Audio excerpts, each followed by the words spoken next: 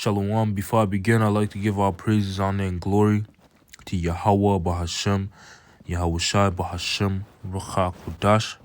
Double honors to my teachers, the head apostles, and the elders of Great Millstone that rule well and that teach well. And also Shalom and salutations to the fellow brethren and the fellow laborers that are laboring in this work as well.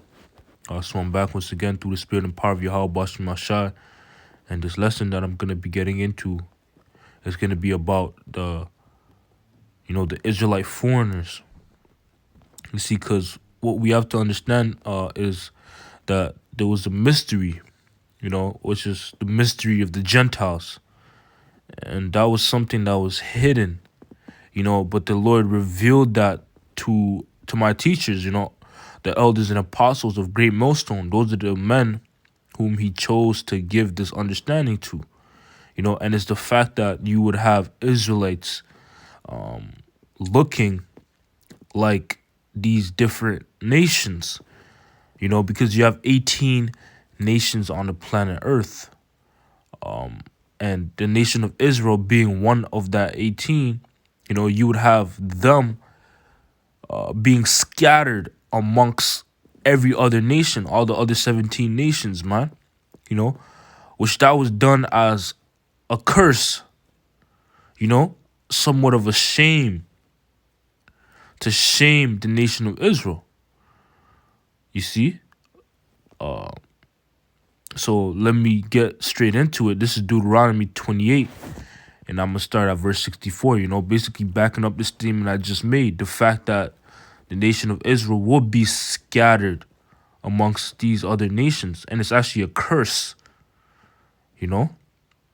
And even if you read Deuteronomy the 28th chapter, the entire chapter is going into basically, matter of fact, if you jump to the 15th verse, I believe it mentions how that if we listen, hearken unto the voice of the Lord our power,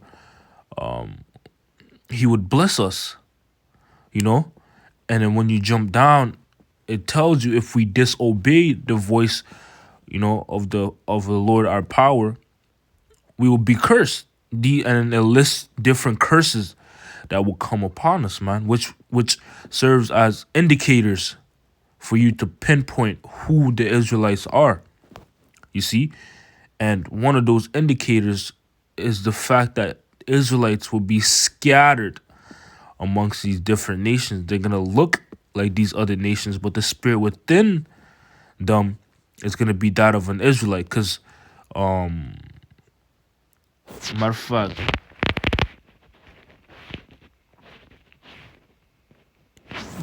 it traces back to your father, You are what your father is, and that's biblical, and that makes all the sense in the world. If you were to plant an apple seed in any soil around the world, that tree is gonna grow up to be an apple tree, man. And that's the same with the concept of consummation. Basically, you having sex with a woman, man. You can plant your seed into any woman, and that seed is still gonna grow to whatever, the seed is, man. You see? So this is Deuteronomy 28, verse 64, and it says, "And the Lord shall scatter thee among all people, from one end of the earth even unto the other. And there thou shalt serve other gods, which neither thou nor thy fathers have known, even wood and stone." You see, so the Israelites will be scattered among all people, from one end of the earth even onto the other. So you would have Israelites that would mingle with these different nations' women, and their seeds throughout generations will come out looking like these other nations, man. But the spirit within those, that seed, that child, is that of an Israelite. You see? And how do you discern an Israelite, man? It's through the spirit, Scriptures tell us not to basically judge a man by his outward appearance, but to try the spirit. because it's the spirit that matters, man. You know? So let me jump here to the book of Romans,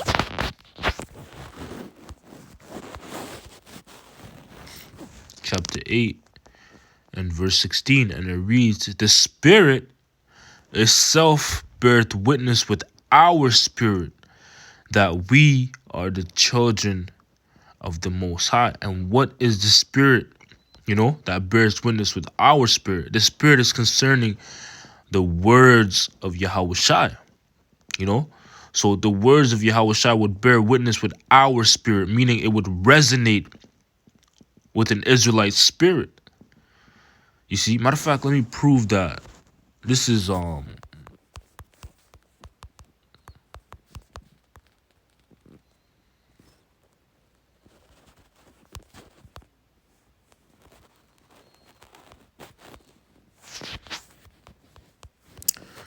John chapter 6 and verse 63, and it reads, it is the spirit that quickeneth. Another word for quickeneth would be or a synonym for quickeneth would be bring to life, brought to life. So it's the spirit that brings to life. The flesh profiteth nothing. The words that I speak unto you, they are spirit and they are life. You see, so the words of Yahweh Shai, that's the spirit, that brings to life, So when we jump to Romans 8 and verse 16, that spirit is speaking about the words of the Yahweh Shai, you see.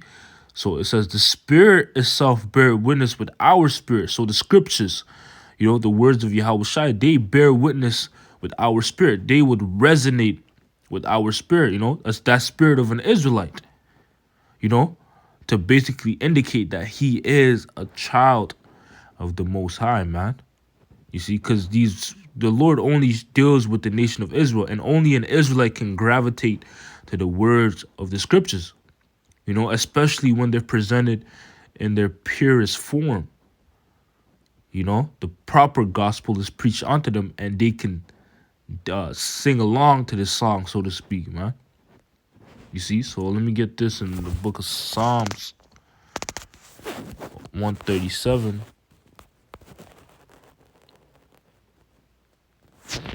So like in 147.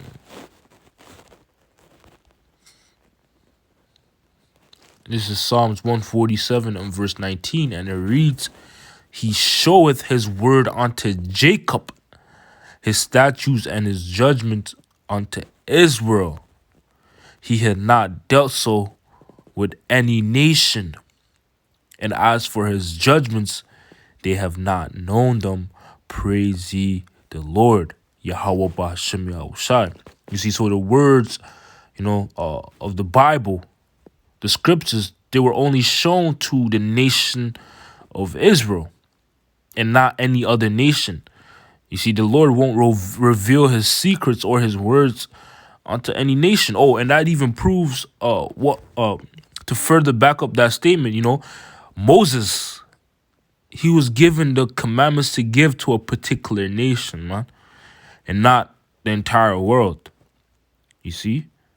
So only Israelites would gravitate to this word. And if they gravitate to this word, no matter how they look, how tall they are, or how pale their skin is, or how yellow or red, or, if they can gravitate to the scriptures when it's presented to them in its purest form, and they can digest the words of Yahweh Shai, most likely they would be an Israelite. That's a great indicator that they're an Israelite, man.